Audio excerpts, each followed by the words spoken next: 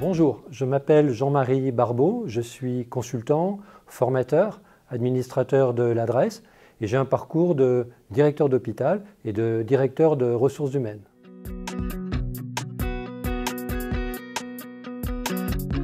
Cette réforme territoriale a des conséquences importantes sur l'organisation des établissements de santé avec tous les développements de restructuration que nous constatons aujourd'hui. Ça a des impacts sur la gouvernance et l'organisation interne des hôpitaux, mais cela a aussi des répercussions importantes sur la gestion des établissements de santé et notamment sur la gestion des ressources humaines.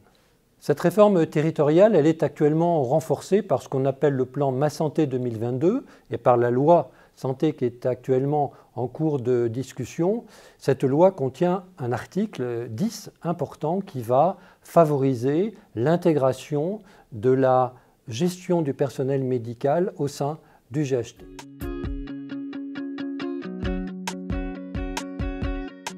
C'est toute la gestion du personnel médical et non médical qui est aujourd'hui impactée par les GHT. Je pense notamment aux fonctions qui sont mutualisées à titre obligatoire. C'est l'exemple de la formation initiale et continue. Je pense aux fonctions qui sont gérées en commun, comme la paye. Je pense à la mise en convergence du système d'information RH.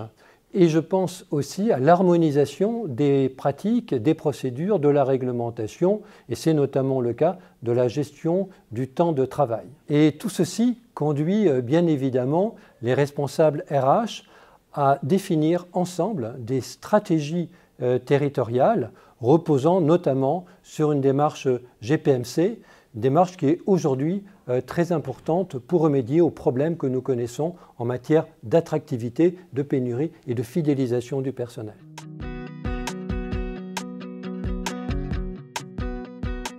Alors aujourd'hui, tout n'est pas réglé et bien des interrogations demeurent pour les responsables RH. Ces interrogations, elles portent d'abord sur le modèle plus ou moins intégratif, plus ou moins collaboratif du GHT.